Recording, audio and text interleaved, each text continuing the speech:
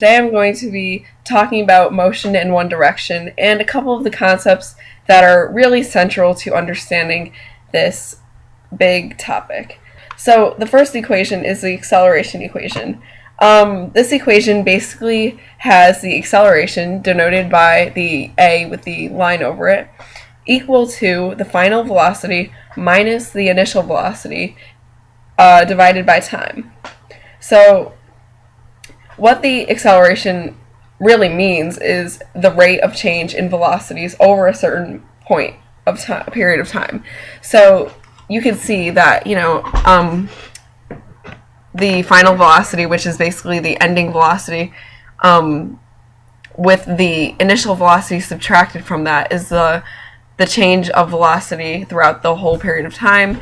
And then you can divide this by the actual period of time and find out how much it was changing, throughout the entire thing.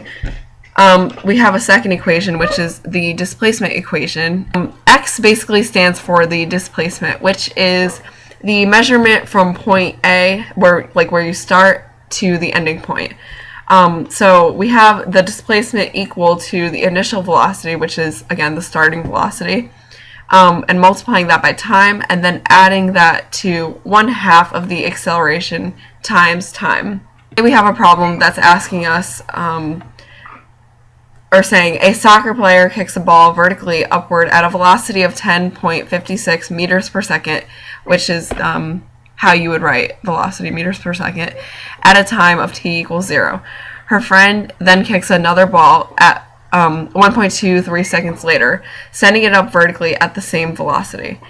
At what time are the balls the same height? This is a 3-part problem, and that's going to be the first part. So what I like to do when I'm solving a problem like this, especially one that's complex, is I like to make a diagram and then list the values that I do know. So I'll just draw this quickly. We have person and a ball, and the ball is going to be going up in the air. That is a parabola. Very messy, but it is. We have our friend, and friend is kicking a ball as well, and the ball is going up, and this should be overlap. Pretend that these are overlapping, okay? So let's say that they're overlapping right around here. So we're looking for this point, and we want to find what time this point occurs. So let's list the values that we do know. We know that the velocity initial velocity is 10.56. We also know the time of player one's ball. We don't actually know the number, but we do know the general idea of it. We know that player one's ball is going to be in the air for X seconds, because we're starting at a time of 0. So anything after, it's just going to be basically X. There's nothing going on before that. But for player 2, for time number 2, something has occurred before that. The time is no longer 0, so the time is actually 1.23 seconds.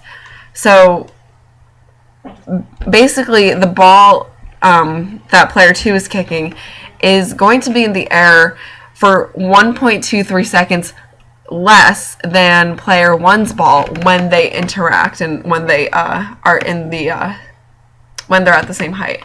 So we have X minus, because it's going to be in the air for that much fewer seconds, X minus 1.23. Oh my.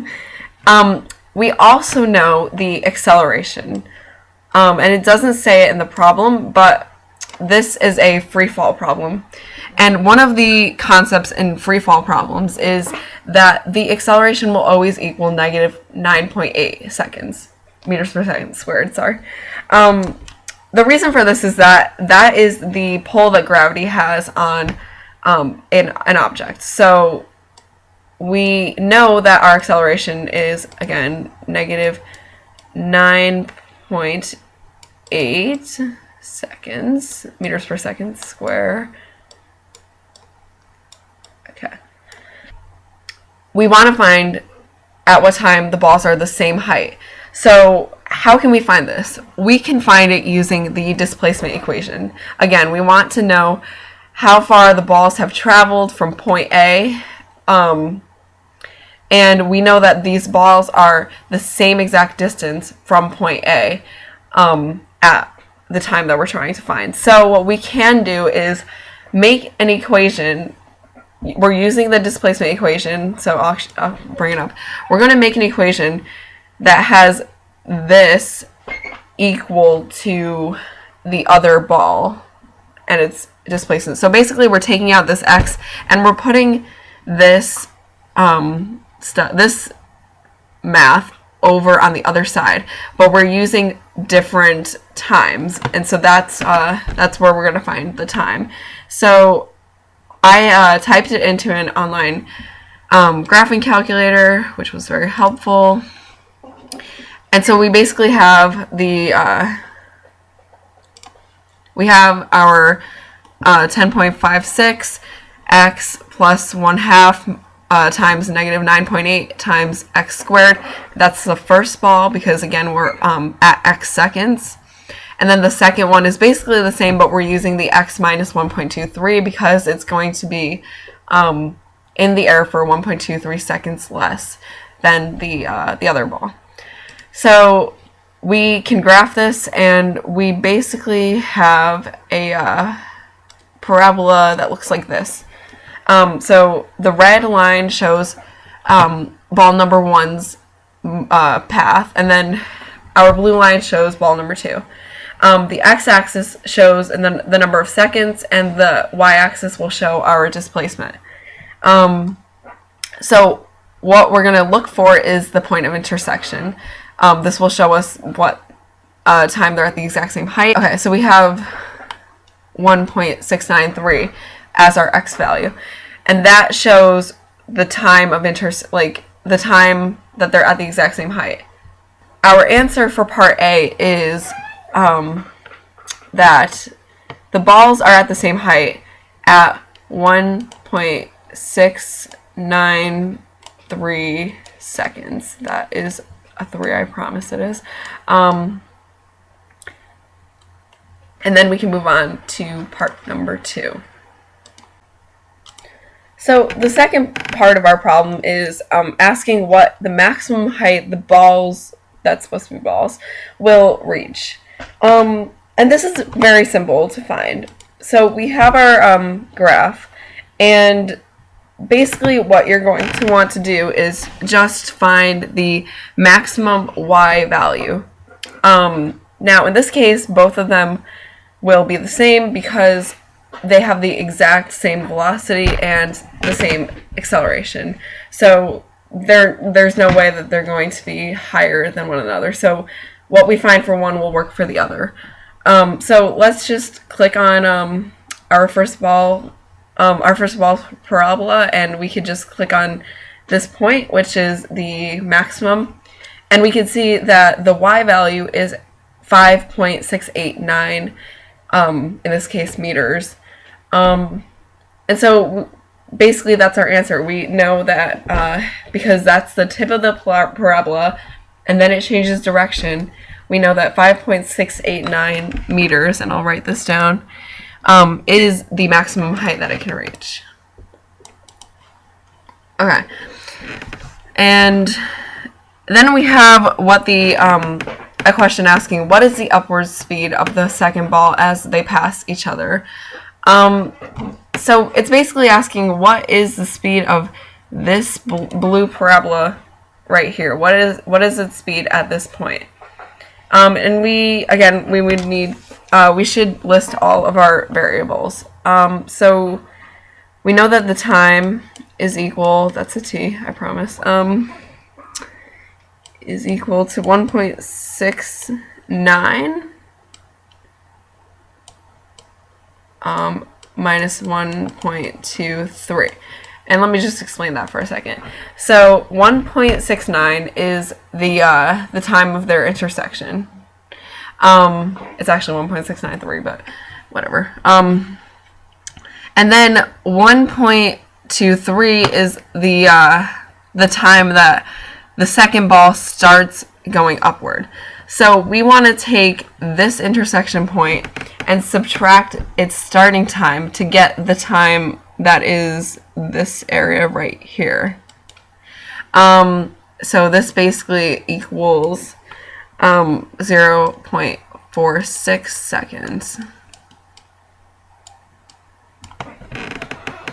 We also know that the initial velocity is 10.46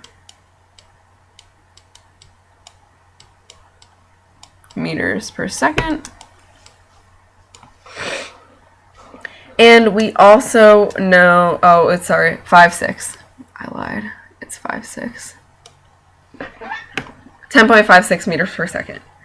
And we also know the acceleration, again, is negative 9.8 meters per second squared.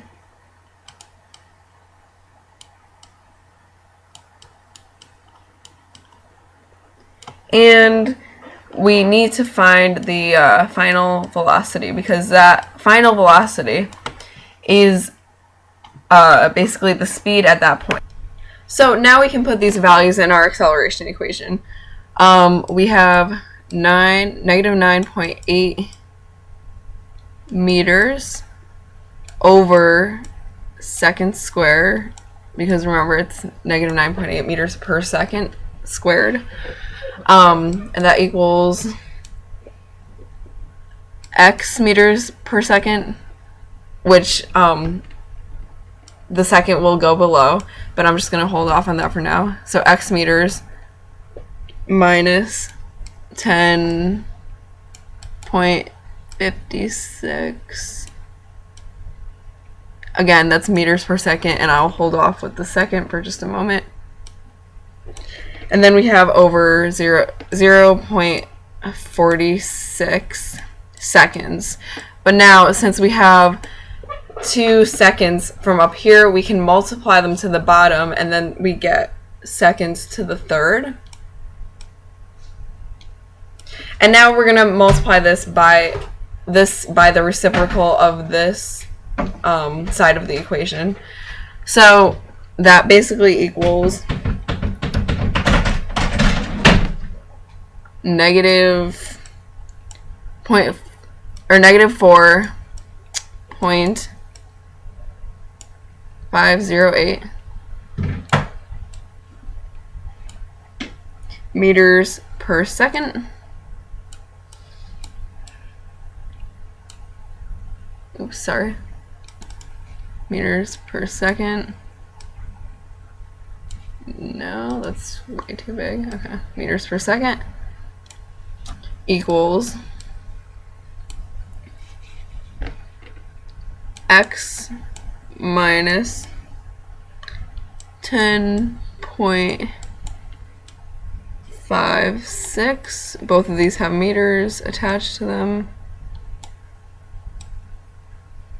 over seconds. And then we basically get 6.05 meters per second. And I'll just write it the normal way. Meters per second equals. And so the upward speed of the ball as it passes the other ball is 6.05 meters per second.